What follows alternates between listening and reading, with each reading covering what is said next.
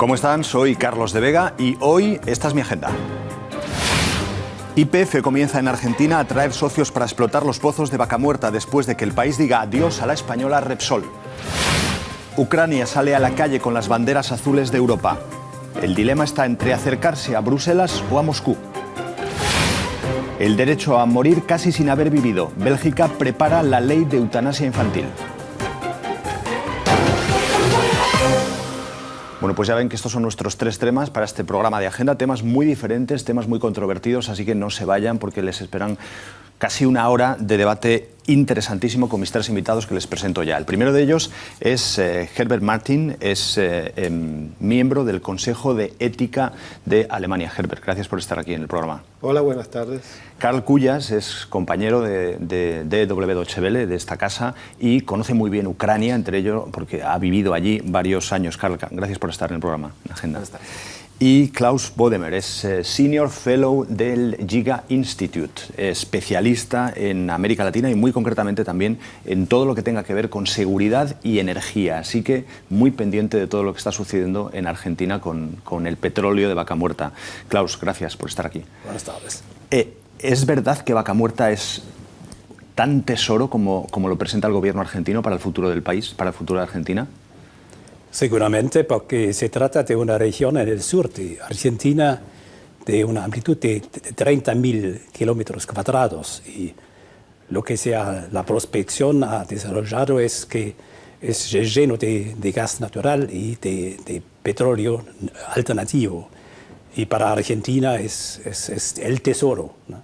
Tiene, si no me equivoco, ocupa el tercer lugar en el mundo, entonces es lógicamente muy importante. Hace unos días la noticia era que el gobierno argentino lograba un pacto con Repsol por el cual le pagaba unos 5.000 millones de dólares en bonos argentinos para que Repsol retirase todas las posibles denuncias que pudiese tener contra el gobierno argentino por la expropiación de la parte que tenía de YPF, de la gran petrolera argentina. Eso liberaba la entrada de socios internacionales en la compañía argentina, entre ellos Pemex, Petróleos Mexicanos. Todo eso pone en marcha este proceso de explotación de ese tesoro tan inmenso que nos dice Klaus que tiene Argentina en el subsuelo, que son los pozos de Vaca Muerta. En abril de 2012, Buenos Aires celebraba la expropiación de YPF al consorcio Repsol. El Congreso argentino había aprobado la ley que expropiaba el 51% de las acciones de Repsol en YPF. El gobierno acusaba a la compañía española de hidrocarburos de no haber invertido lo suficiente para cubrir la necesidad cada vez mayor de petróleo y gas del país. Repsol, por su parte, exigió una indemnización por daños y perjuicios. Tras el acuerdo alcanzado la semana pasada entre los gobiernos de España y Argentina para cancelar el conflicto, el Consejo de Repsol dio luz verde a una indemnización y Pemex, accionista de Repsol, manifestó estar dispuesta a participar en el yacimiento de Vaca Muerta en Argentina. Año y medio después de la expropiación, ¿logró Argentina lo que buscaba? Bueno, veía en esos últimos segundos del vídeo que lanzaba esa pregunta si Argentina había logrado lo que esperaba. ¿Realmente todo esto desbloquea un futuro prometedor para Argentina? Seguramente, pero es una historia muy larga y creo que se tiene que recordar también la historia antes, porque Argentina tiene una larga historia de autoabastecimiento en cuanto a sus hidrocarburos y eso fue interrumpido por las privatizaciones de ultranza en la época de Menem, en los años 90. Entonces ellos comprenden este paso de la nacionalización de la mayoría de Repsol como un cierto paso para recuperar lo que fue perdido por las privatizaciones. Pero de alguna manera me pregunto, como se puede estar preguntando mucha gente que nos esté viendo en el programa, ¿por qué Repsol es el enemigo, que no deja de ser una compañía privada que también quería invertir en Vaca Muerta, y sin embargo otras compañías como Pemex o como Chevron sí se les permite ahora introducirse en este sector? Bueno, este conflicto ya hubo otros intentos para este tipo de recompensación, pero que fracasaron, porque al comienzo Repsol ha pedido una recompensación de 10.000 millones de dólares que nunca el gobierno Kirchner ha aceptado. Entonces fue un intento, la primera fue 1,5 millones, después 3,5 millones. Pero la historia es más antes, porque el reproche del gobierno argentino es que Repsol no ha invertido suficientemente, y creo históricamente está justificado, porque Repsol ha ganado muchísima plata en Argentina en esta época, y en gran parte de las ganancias fue distribuido entre los accionistas o invertido en otros países, por ejemplo en Bolivia. Eso fue el reproche del gobierno argentino, y como resultado de eso también fue una desinversión, es decir, se ha explotado los yacimientos que existen, pero no invertir en prospección. Carl, dices que sí, con la cabeza.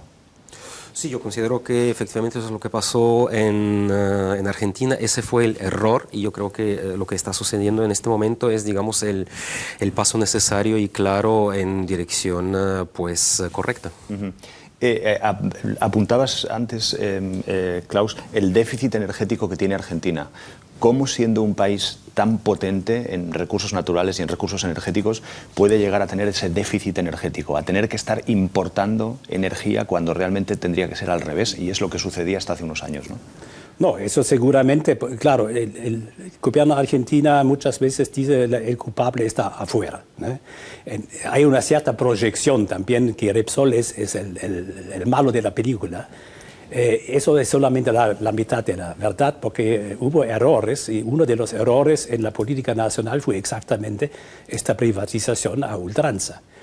Otro tema que también está en contra de la historia de Argentina de esta temática es que también por decretos en el gobierno de Menem fue decidido que las provincias son los dueños de sus recursos nacionales, que eso fue también en contra de toda la historia, ¿no? Porque en cualquier país del mundo casi el dueño es la nación, y las provincias, eso tiene efecto que las provincias anularon concesiones, por ejemplo, entre otros también para Repsol. Entonces, en este tema Repsol se queja con razón, ¿no?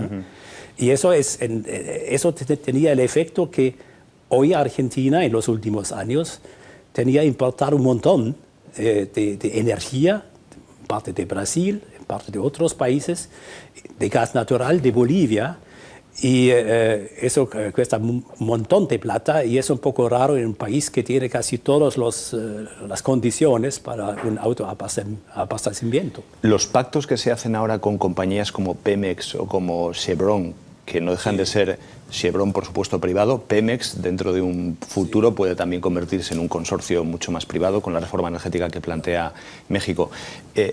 Digamos que salvaguardan a Argentina para que no suceda lo mismo que sucedió con Repsol.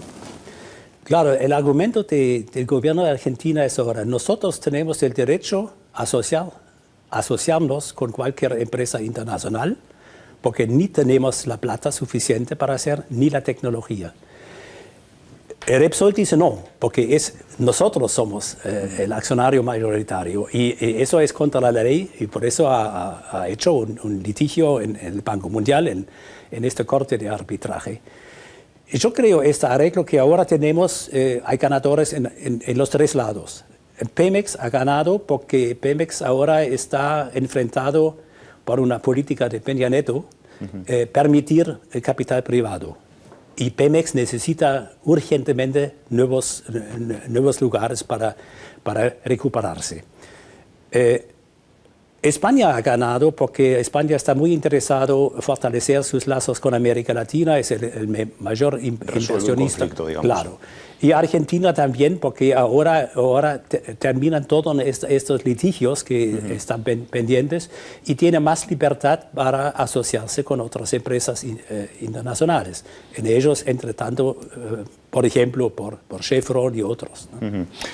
Más allá del caso argentino, me pregunto si todos estos nuevos pozos de petróleo que se encuentran, el hecho de poder extraer el petróleo por esta técnica del fracking, de poderlo sacar, es decir, este nuevo este nuevo petróleo liviano o petróleo no convencional, puede cambiar el mapa energético mundial, incluso también lo que es la geopolítica, que de repente dentro de unos años nos encontremos con que Oriente Medio no es tan básico o tan fundamental, y que haya regiones que ahora mismo no se las consideren potencias petroleras y que sin embargo lo sean dentro de muy poco tiempo, ¿no?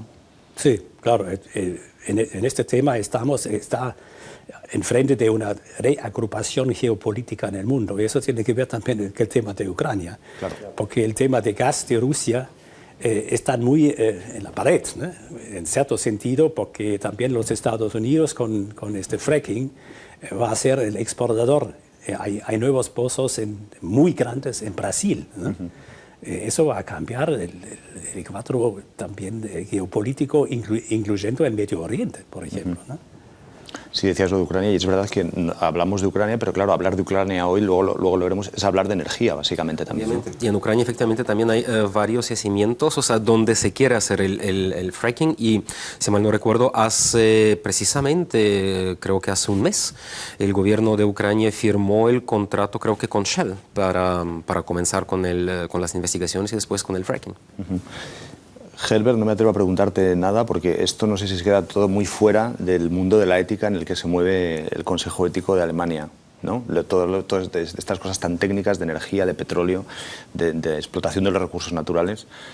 Por el momento no son tema en el Consejo, pero me interesa, como también yo soy chileno, me interesa lo que pasa en Argentina, y yo siempre me he preguntado, ¿acaso es una ventaja para Argentina haber hecho esto? Porque si yo necesito capitales extranjeros, esos solo vienen si tienen cierta seguridad. Y se ve lo que pasó con la expropiación, entonces va a ser difícil encontrar, digamos, empresas que estén dispuestas a invertir sin cierta seguridad. Eso siempre es un problema si uno hace algo como lo hizo Argentina en este momento. Además, Chile fue muy afectado por eso, porque por los recortes de la transmisión de energía es una violación de un contrato internacional. Por el recorte de energía en Argentina, después de 2004 hasta 2008, ha provocado un conflicto diplomático muy fuerte entre Argentina y Chile, ¿no? Entonces, estas cosas son tan interconectadas. El asunto de la seguridad jurídica, yo no sé si también es algo que sigue quedando abierto, porque aunque el pacto se haya cerrado con Repsol, ¿hasta qué punto las empresas que entran ahora a invertir en Vaca Muerta tienen la seguridad de que situaciones parecidas no se pueden repetir? Es decir, ¿cómo Chevron tiene la garantía de que Argentina es seria, o Pemex tiene la garantía de que Argentina es seria? Eso es el gran tema, por eso me parece este preacuerdo es un paso importante, pero es solamente un paso, porque no soluciona los problemas que muchas empresas, no solamente del sector energético, no están dispuestas a invertir en Argentina por la inseguridad jurídica. Y eso sigue, porque antes del arreglo del tema de las importaciones, del acceso restrictivo al dólar, a la solución del problema de las deudas privadas con el Club de París, son todas cosas pendientes, y yo creo que eso es todo en el paquete de seguridad jurídica. Y entonces yo creo también el conflicto con España va a seguir, porque España es muy involucrado económicamente con el sector bancario, con empresas grandes, y eso no está solucionado ahora. El hecho incluso de que el propio Pemex esté ahora mismo en un proceso de cambio en México, hay amenazas ya por parte de la izquierda mexicana de derogar los planes de reconversión industrial, de reconversión energética que quiere hacer Peña Nieto, con lo cual yo no sé tampoco ahí si la seguridad jurídica de los inversores que quieran entrar en Pemex dentro de un tiempo está garantizada, si dentro de 2 años la política vuelve a cambiar el sistema energético. Peña Nieto con su pacto por México ha comenzado con algunas reformas que están implementadas, educativas, telecomunicaciones, pero el tema energético es pendiente, no en última instancia porque los sindicatos de este sector son muy fuertes, siempre fue muy fuerte. Además, en este triángulo España, Argentina y México, hay también un conflicto entre México y Repsol, que tiene que ver con el directorio, ¿no? Un conflicto que hasta ahora tampoco está solucionado. Entonces, tengo la preocupación que los conflictos quizás con menos, son menos calientes, pero van a seguir. no están solucionados. Y toda esta transformación, ¿dónde deja las energías renovables? Porque, por ejemplo, Uruguay creo que ha invertido mucho en energías renovables estos últimos años, en parte también porque ya no tenía el petróleo, la energía que venía de Argentina, y se ha tenido que buscar otras alternativas.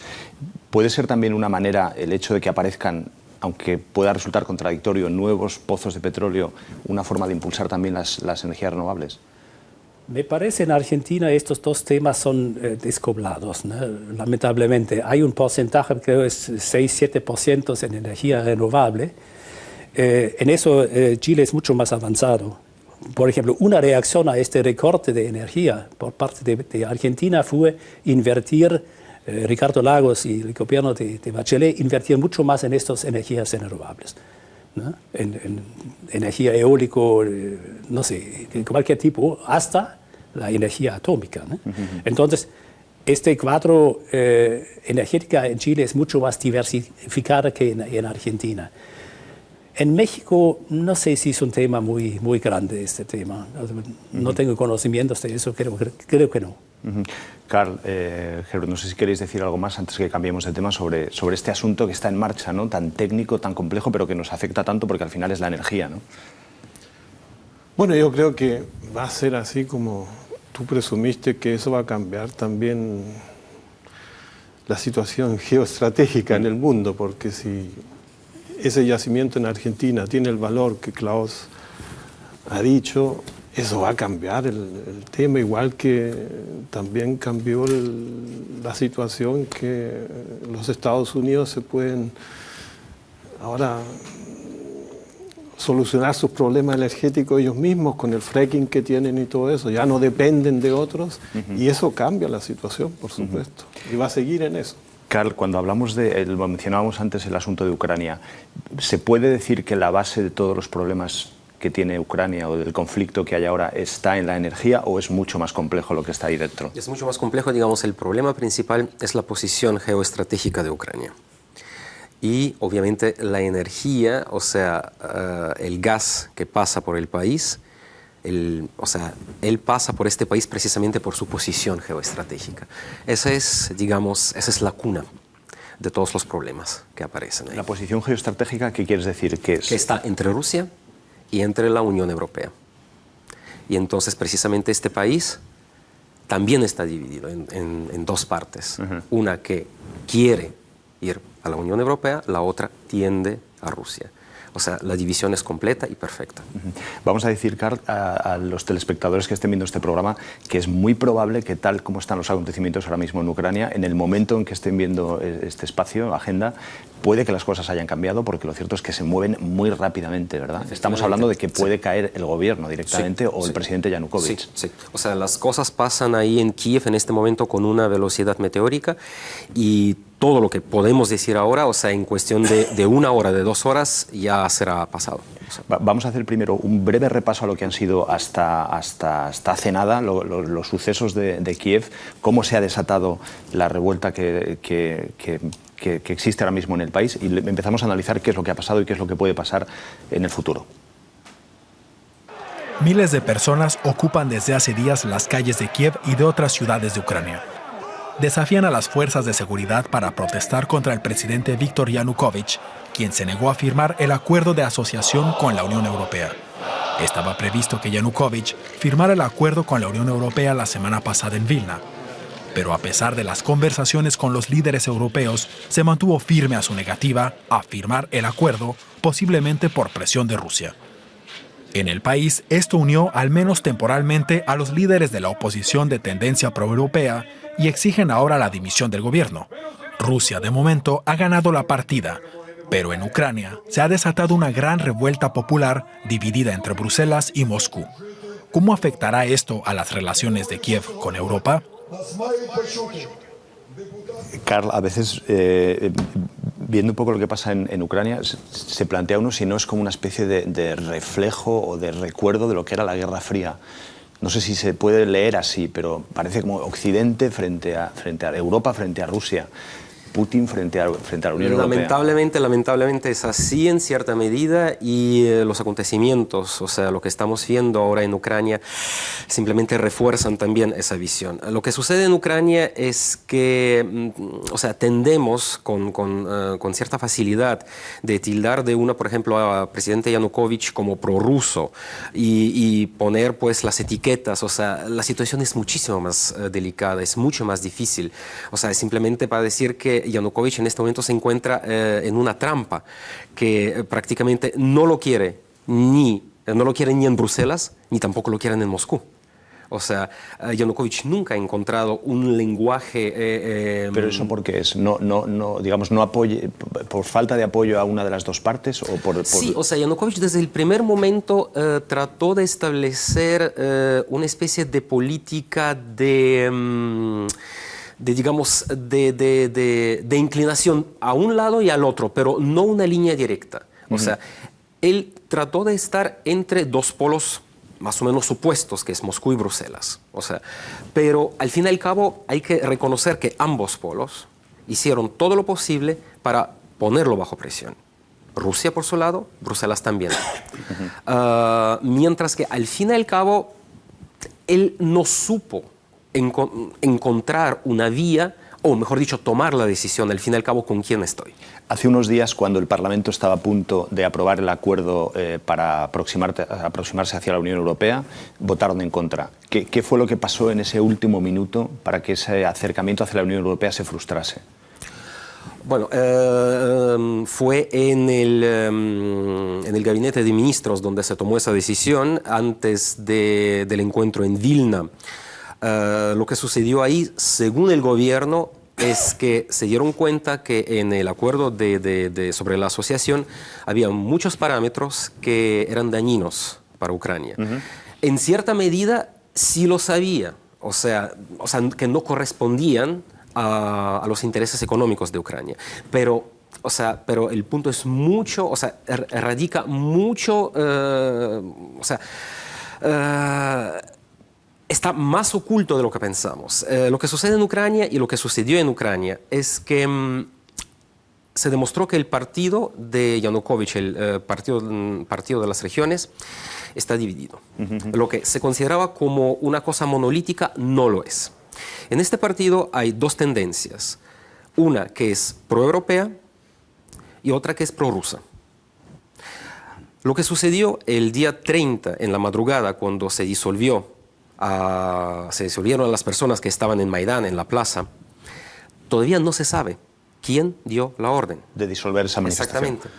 Pero se sabe claramente que la orden solamente pudo provenir del poder, o sea, del gobierno o de alguien que está en el gobierno, porque la oposición no tiene el acceso, no tiene el poder de ordenar a las fuerzas de seguridad. Entonces, hay dos versiones. Una versión que la parte, digamos, prorrusa, tomó esa decisión para poner a Yanukovych como un dictador, colocarlo como un dictador frente a la Unión Europea para cerrarle todas las puertas y forzar de esta forma la firma del tratado aduanero con Moscú. Digamos que Moscú está persiguiendo una especie de unión aduanera entre varios países. Sí. Que claro, está en marcha, de hecho. Es una meta muy importante de Moscú. Con... Exactamente. O sea, en este momento están ahí Kazajstán, está Bielorrusia, Armenia aceptó entrar también, o sea, está Azerbaiyán está pensando.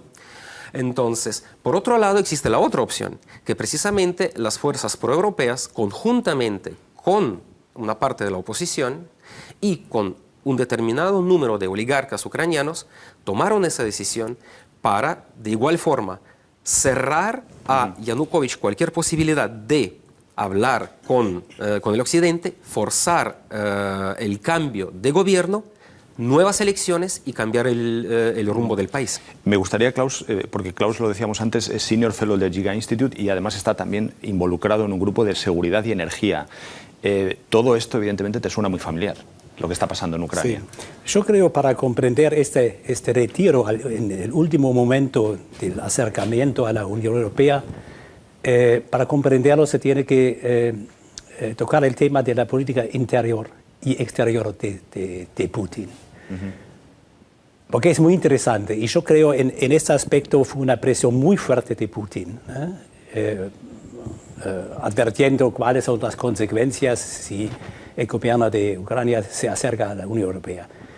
En la política interna, Putin... Hay que decir, perdón, que creo que Rusia es el mayor exportador a Ucrania, me parece. O sea, que muchos de los bienes... Además, tiene raíces históricos. Se dice a veces, no sé si puede confirmar, se dice Ucrania es la cuna de Rusia, históricamente. Es una de todas las ciudades rusas, como se dice, claro. Eso es interesante.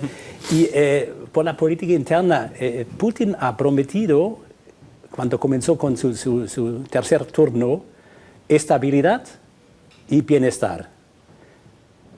Bien, y las dos cosas, estabilidad, bueno, en cierto sentido fue logrado, pero el bienestar no. Es decir, los rusos consumieron mucho más hoy que antes, en este sentido, porque tienen, con una inflación de 6%, tienen miedo que eso puede terminar. Pero el problema es internamente, en cuanto a la economía, que muchos rusos no invierten. En el año pasado fueron 60.000 millones de dólares transferidos al exterior. Pero ¿cómo invierten en inmobiliario? ¿Cómo conectas todo eso, Klaus, con Ucrania? ¿Qué tiene que ver con Ucrania? No, por eso la política exterior es muy influenciada por la política interna en Rusia, es muy economicista. Es decir, Putin necesita éxitos en el campo económico, interno también en la política exterior. Por eso estas ideas con estas zonas aduaneras y nuevos esquemas de integración. Además, los ingresos han bajado, porque la demanda por parte de China, por la crisis que tiene China, también bajaron en el mercado mundial, lo que hablamos antes, ¿no? Es decir, tiene un acento muy fuerte y esta relación con Ucrania es muy importante para Rusia también, ¿no? La cooperación, económicamente y geoestratégicamente, claro. O sea, digamos que Ucrania, eso fue reconocido ahora en Vilna durante la reunión de la Unión Europea con este país, es igual de importante para la Unión Europea como para Rusia. O sea, porque el programa de la Unión Europea, que es la amistad con Europa Oriental, sin un peso completo como Ucrania, pierde de importancia. O sea, para Rusia es lo mismo. La unión aduanera sin Ucrania pierde, o sea, su atractivo, su importancia también. El problema para Rusia que radica en si Ucrania entrase o firmase el tratado de la asociación, entre otras cosas, radica más que nada en términos económicos, y es que el tratado permitiría una entrada muy fuerte de diferentes productos a Ucrania, que ahí, conociendo a la corrupción existente, fácilmente serían reetiquetados y revendidos en Rusia como productos ucranianos, lo que significaría también un peligro para varios sectores rusos de economía. En el Tratado de la Asociación, entre otras cosas, hay, por ejemplo, también una cláusula que permite o obliga a Ucrania a aceptarla, la entrada de ropa second hand. Ya de por sí es un problema para Ucrania. En Ucrania prácticamente la industria textil no existe. O sea, todo viene del exterior, sea de Turquía, sea de China, sea también de la Unión Europea, etc. Esas son algunas de las cosas. Y el problema, a mi modo de ver, y también lo reconoció indirectamente la Unión Europea, que ella dejó a Ucrania a solas frente a Moscú. No la apoyó en un momento determinado. Mientras que Rusia ofrecía dinero constante y sonante, Europa simplemente estaba segurísima, la Unión Europea, de que Ucrania va a llegar de todas formas. Una cosa, Karl, cuando vemos las manifestaciones en la calle, ¿reflejan una división también de la población? Quiere decir, ¿la mayoría de la población ucraniana estaría a favor de acercarse a la Unión Europea o acercarse hacia Moscú? ¿O ahí hay también una división casi 50%? Es diferente. Lo que está sucediendo también, o sea, ya no es tanto el acercamiento a Rusia o el acercamiento a Europa, es el descontento masivo, real, con el presidente. Con el presidente. Sí. O sea, hay un descontento, o sea, yo personalmente diría que un 70% de la población ucraniana, incluso la que quiere estar con Rusia, está descontento con el presidente. Porque los prorrusos lo tildan de traidor. Porque él en sus 3 años no hizo nada para mejorar las relaciones, para estrechar las relaciones con Rusia. Los que quieren estar con el Occidente lo mismo hacen. Dicen que también es un traidor porque no hizo nada con la Unión Europea. Carl Cuyas, bueno, como vemos es un asunto que está muy abierto, que no sabemos exactamente qué es lo que pueden pasar en las próximas horas y volvemos a advertir a nuestros telespectadores que es muy probable que cuando estén viendo este programa los acontecimientos en Kiev, en Ucrania, estén cambiando porque es algo que va a estar cambiando durante los próximos días hasta asentarse en alguna posición. Vamos a cambiar de asunto y nos vamos a ir a Bélgica porque el país es el segundo en el mundo, después de Holanda, que está en trámites de aprobar la ley de eutanasia infantil. En Holanda ya es posible, en Bélgica no lo es, pero muchos médicos y también la mayoría de los políticos, de hecho casi el 74% de la población apoya el hecho de que exista una ley que regule la eutanasia infantil, la eutanasia a los más pequeños. Vamos a ver un informe sobre lo que consistiría esta ley de forma muy breve y empezamos a hablar sobre el asunto. Se permitirá a los niños que están enfermos en fase terminal que puedan elegir sobre su propia vida. Diputados del Parlamento belga debaten ampliar la legislación sobre eutanasia a menores de 18 años. La semana pasada se aprobó un borrador por amplia mayoría. Solo se opusieron los democristianos. Los diputados dicen que la nueva ley supondría un marco legal para que los médicos puedan asistirles a un final humanitario para aquellos menores cuyo sufrimiento físico no puede ser aliviado. Bueno, Herbert Martin es un miembro del Consejo de Ética de Alemania, con lo cual está muy involucrado en todo lo que tiene que ser asuntos éticos y en el límite de la vida, como por ejemplo el asunto de la eutanasia. Herbert, en principio, ¿qué te parece esta ley? ¿Va en una dirección correcta? Es una ley evidentemente muy compleja, pero ¿cuál es el punto de vista que tenéis desde el Consejo? Bueno, el Consejo no ha tratado este tema porque en Alemania no existe. Esta legislación no existe y tampoco hay iniciativa para introducir algo semejante. En cada sociedad, al fin y al cabo, son diferentes puntos de vista. Por ejemplo, creencias religiosas. La Iglesia Católica no está de acuerdo con eso, por las normas religiosas de la Iglesia Católica. Dios da la vida y solo Dios puede quitarla, o sea que el ser humano no puede renunciar a ella. Hay otros puntos de vista que tienen la mayoría, por ejemplo, en Bélgica y en Holanda, pero no es tan extremo como sugiere la película ahora que vimos. Yo tengo entendido que la legislación belga quiere introducir eso, pero el menor de edad tiene que tener la madurez de juicio para decidir él también, además sus padres. O sea, yo no creo que un menor de edad de 2 años va a tener la madurez de juicio para poder decidir él. O sea, no vamos a llegar al extremo de que un menor de edad recién nacido pueda recurrir a esta ley. Luego hablamos de cuál es el dilema que hay o el problema que hay con esos menores que son menores de 2 años o bebés, a los que también... pero en el caso hablabas de la Iglesia Católica, de las iglesias que puede haber en cada país, ¿deben influir en decisiones que afectan a todo un país cuando ese país es laico, las doctrinas que pueden tener las distintas religiones dentro de esa sociedad? A mi juicio no. Nadie le prohíbe a un hombre o una mujer católica o católico de vivir como las normas de la Iglesia lo exigen, pero no se le puede exigir a otra persona que no tiene nada que ver con la Iglesia Católica, que cree en otra religión o no cree en ninguna. Entonces ahí yo pienso que los estados tienen que llegar a una solución que abra un poco el sistema para que alguien que tenga otra opinión también pueda elegir, digamos, porque el tema de una muerte digna es importante para todos. Cuando hablamos de muerte digna, muchos médicos en Bélgica lo que estaban reclamando no era tanto ya que se regulase la eutanasia como si fuese un derecho, sino tener una norma legal que se pudiese aplicar para casos en los cuales ya existe realmente. Quiero decir, que se regulase algo que ya se da en la práctica, por propio sentido común. Cuando una persona está enferma terminal, es irreversible, va a morir, y acelerar de alguna manera el sufrimiento al final de la vida.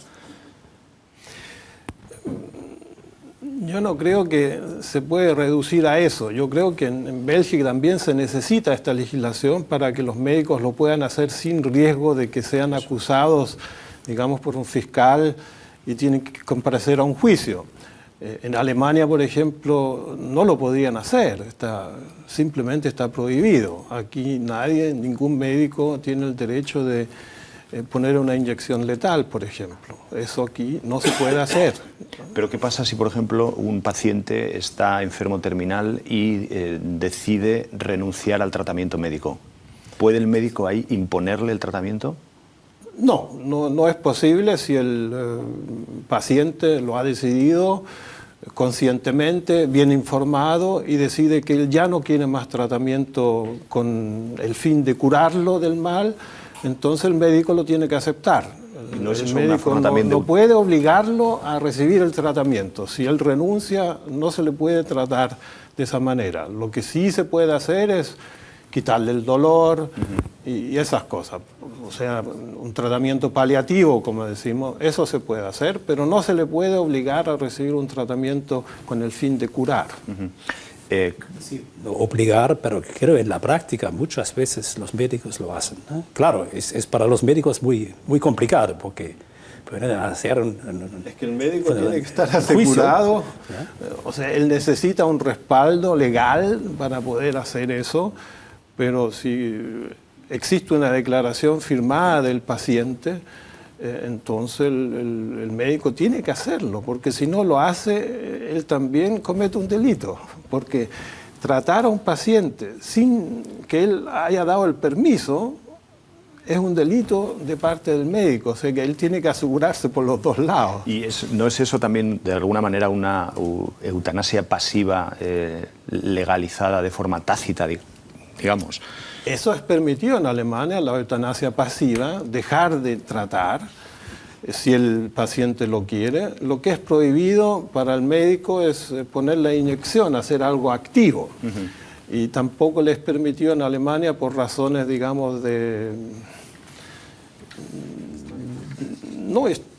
Bueno, la historia en Alemania también influye, sí, pero... Ahora entramos a hablar un poco de la historia y de cómo influye en Alemania, ¿no? Digamos, el reglamento que le da el colegio médico a los médicos en Alemania les prohíbe, por ejemplo, asistir a un suicidio, lo que en Suiza no es así.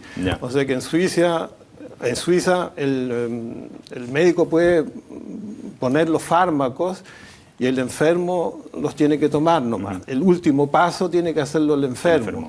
Pero él le puede pasar los fármacos que son necesarios para suicidarse sin gran dolor.